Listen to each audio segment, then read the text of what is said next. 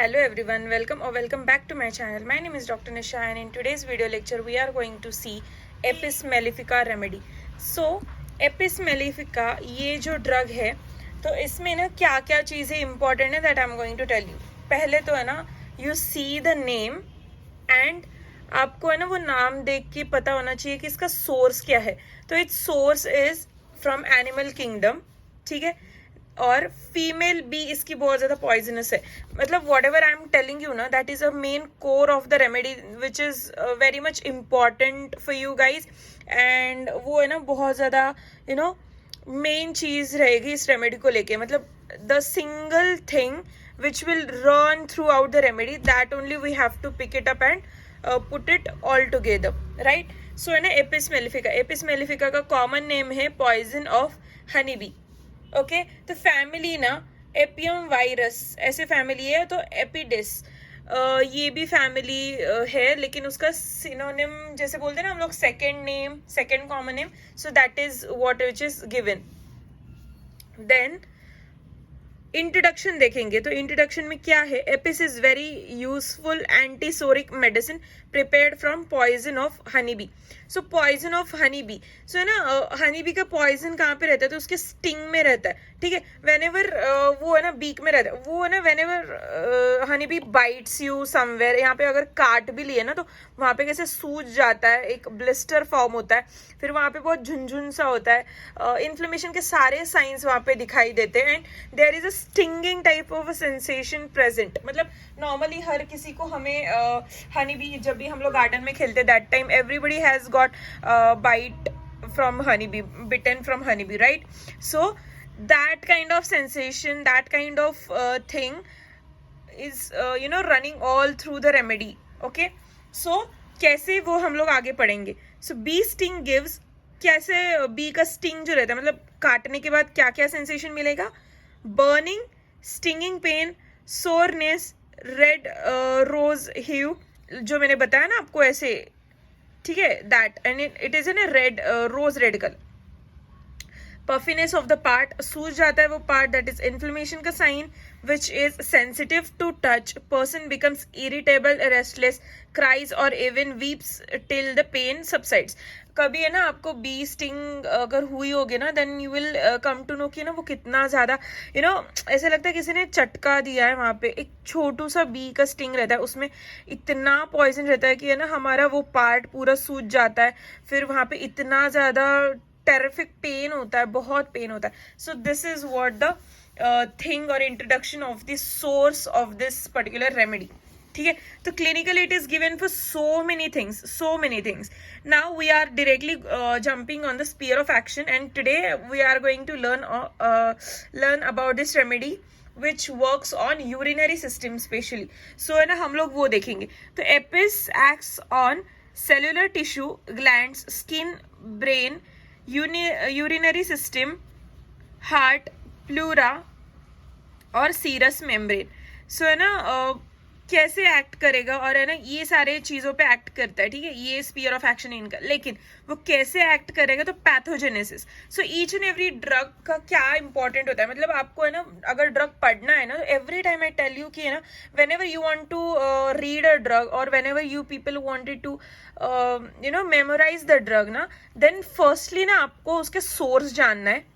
फिर जब भी वो अगर सोर्स आप जान लेते हो ना तो सोर्स से आप थोड़ा बहुत है ना इंफॉर्मेशन कलेक्ट कर सकते हो. फिर है ना उसकी फैमिली जानना है, like it is belonging from which family. हाँ, particular family has their particular characteristics given. So है ना आपको वो जानना बहुत ज्यादा जरूरी है. अगर आप लोग जान जाओगे कि ये फैमिली से बिलोंग करता है और है ना इस फैमिली में ये कैरेक्टरिस्टिक सिम्टम्स है, then you will come to know कि है ना ये एग्जैक्टली ये रेमेडी है क्या. सो है ना अगर आप है ना वो जान लो तो बहुत है.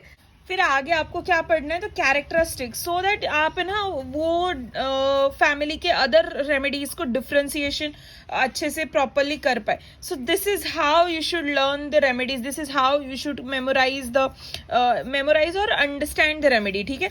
सो अभी हम लोग देखते हैं पैथोजेनेसिस. तो pathogenesis it is right sided medicine, ठीक है. Acting on a cellular tissue, it causes oedema of the skin and mucous membrane. inflammation of kidney causing edema and even anasarca on ठीक है, एनासार्का यहाँ तक है. Then on membranes of brain. ठीक है, पहले तो किडनी का देख लेते हैं. किडनी आपको तो पता है, अगर किडनी का फंक्शन हैम्पर होता है तो व्हाट इज हैपनिंग. ठीक है, तो पहले तो है ना पिडल एडिमा, फिर pitting type of oedema, urinary complaint, cystitis, फिर कभी कभी है ना वो बोलते हैं ना हम लोग स्टाई आ जाता है, that kind of thing happens. Then abdominal pain starts, then there is dribbling of urination, then there is BP का fluctuation. These all are the things which is happen due to the derangement of a kidney function, right. So ना kidney function को आपको है ना जो भी कोई derangements रहती है किडनी फंक्शन को related, that is all covered with the Apis mellifica. ठीक है, remedy. Now will C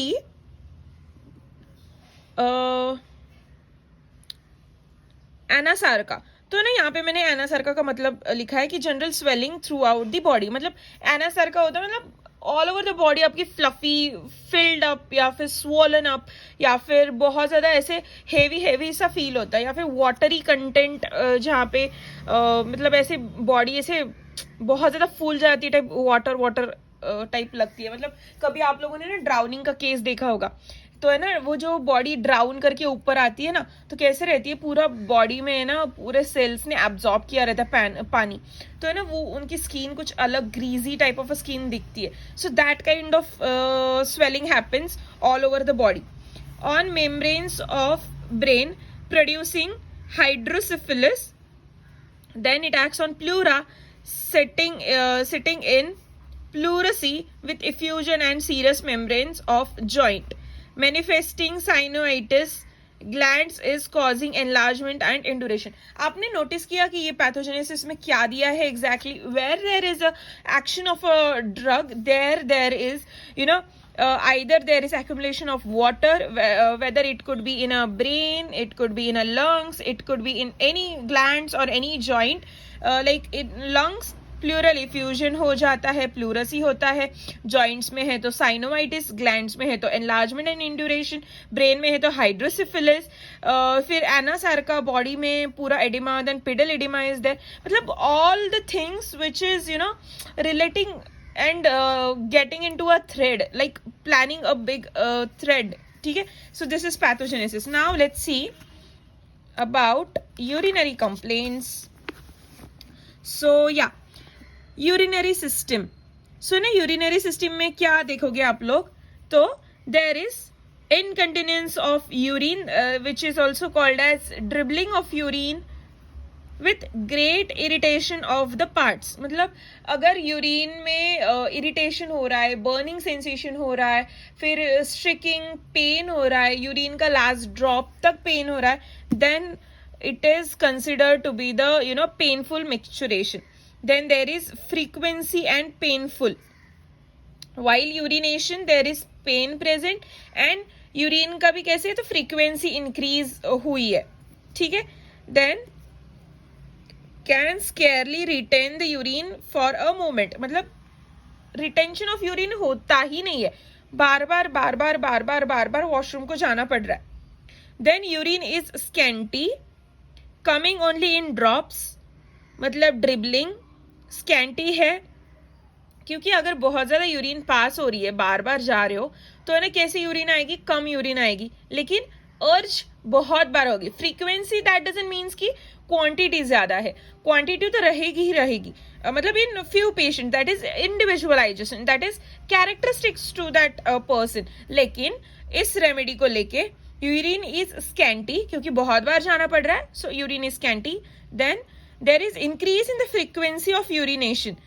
Due to that, the urine is scanty. Then urine comes in drop because there is nothing present in the bladder. So वो drop by drop dribbling हो रहा है. Then उसमें blood present है, smell fetid smell है, गंदा सा बदबू है. Then aluminous with casts. There are some casts present. मतलब जैसे crystallized cast present रहते हैं, जैसे रेती बोलते हैं हम लोग, है ना, तो वैसे प्रेजेंट रहता है यूरिन में. मे बी वेरी डार्क और फ्रॉथी. यूरिन कैसी हो सकती है, एक तो कॉन्सेंट्रेटेड यूरिन हो सकती है, नहीं तो फ्रॉथी यूरिन हो सकती है, लेकिन ऐसा कुछ होता नहीं है, but it could be a possibility, one of the possibility, ठीक है।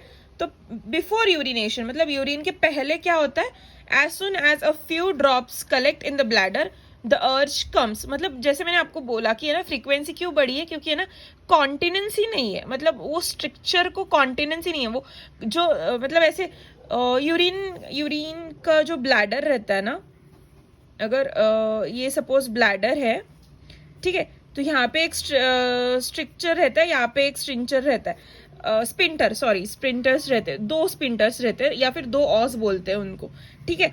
तो है ना यहाँ तक आती है, तो है ना आपको अर्ज होने लगता है, लेकिन ये भी खुल जाता है, तो आपको यहाँ पे है ना बहुत ज्यादा, मतलब अभी तो जाना ही है, बहुत ही अर्जेंट है, अभी जाना ही है, फिर जाके ये खुल के नीचे आती है urine.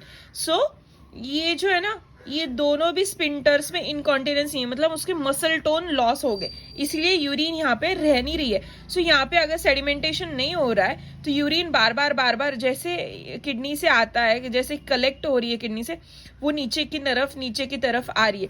So this is what happening. तो before urination as soon as the few drops collected in the bladder the urge comes, constant and ineffectual urge, मतलब बार much straining before the urine starts coming, मतलब strain करना पड़ रहा है। Internal sphincter अगर खुल गया होगा तो एक्सटर्नल स्पिंटर, मतलब हो सकता है कि उसके मसल्स को इतना स्ट्रक्चर नहीं बैठा है, सो वो नीचे नहीं आ रहा है, इसीलिए हमें अर्ज करना पड़ रहा है, या फिर हमें उसको फोर्स अप करना पड़ रहा है, ठीक है।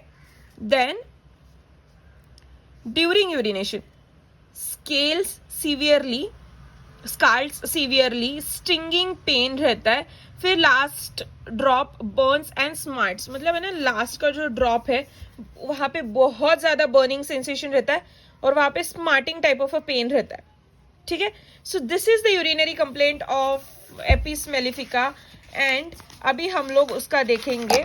सॉरी ये वीडियो बहुत लंबी हो रही है, but yes we need to see this is important. Then aggravation and amelioration देख लेते फटाक से। तो है ना एग्रीवेशन तो है आफ्टर स्लीप, मतलब है ना रात में स्लीप डिस्टर्ब रहेगी, this is the common thing which the person will tell you. तो आपको है ना देखना है एग्रीवेशन कब है, तो ना ऐसे नहीं बोलता है कि है ना मुझे बहुत ज्यादा एग्रीवेशन है नाइट में, no, if you last sleep, या फिर वो खुद से ही बता देते हैं, कभी कभी तो है ना जो पेशेंट्स रहते हैं वो खुद से ही बता देते कि है ना आपको पता है डॉक्टर की है ना मैं जब भी ऐसे हो रहा है ना, जब से मुझे तकलीफ, रात को मैं सो ही नहीं पा रहा हूँ, इतनी बार मैं वॉशरूम जा रहा हूँ, और क्या ही बताऊँ। तो है ना दिस थिंग तो हम लोग कैच करेंगे एग्रीवेशन एट नाइट या फिर after sleep. Closed warm and heated room, from getting wait, touch pressure late in the afternoon, that is 3 p.m. and on right side, it is aggravation in the right side. Amelioration in the open air, covering, cold bathing, pains by coughing, walking, changing position while sitting erect, and the complementary remedy is natrum mur. So है ना natrum mur को भी compare करके देख लेना है एक बार, ठीक है। So this was Apis mellifica. And एक इम्पॉर्टेंट चीज आपको बतानी मैं भूल गई, तो डॉक्ट्राइन ऑफ सिग्नेचर क्या है? The queen bee is the most jealous organism in nature, hence the Apis patient is also very jealous and suspicious in nature. जैसे हम लोगों ने पहले ही वीडियो के स्टार्टिंग में देखा था कि है ना रेमेडी को कैसे पढ़ते हैं या फिर रेमेडी को कैसे याद में रखते हैं, तो मेंटल सिम्टम्स। तो है ना अगर आपको है ना हनी बी का जो भी बिहेवियरल फिलोसॉफी अगर हनी बी की आपको पता होगी ना, तो है ना same that thread follows in mind also, मतलब उसके मेंटल्स में भी वैसे ही रहेगा रेमेडी। सो वो भी पढ़ लेना आप एक बार। सो एपिस है तो स्वेलिंग है, तो स्वेलिंग एपिस मेलिफिका में कहाँ पे रहती है? स्वेलिंग अंडर द आई, ठीक है। काली कार्ब में कहाँ है? Over the eye. And phosphorus में कहाँ है? तो around the eye. So this things can be asked for 2 marks, then urinary complaints will be for 5 marks, then इसकी टंग 2 marks को आ सकती है, फिर इसका ये पेन सेंसेशन भी आ सकता है 2 मार्क्स को, एंड थर्स्ट भी आ सकती है 2 मार्क्स को. सो है ना, ये सब कुछ जो मैंने सिखाया, that keep in mind, and I hope you like this lecture. If do, then do consider subscribing to my channel. Till then, bye. Thank you.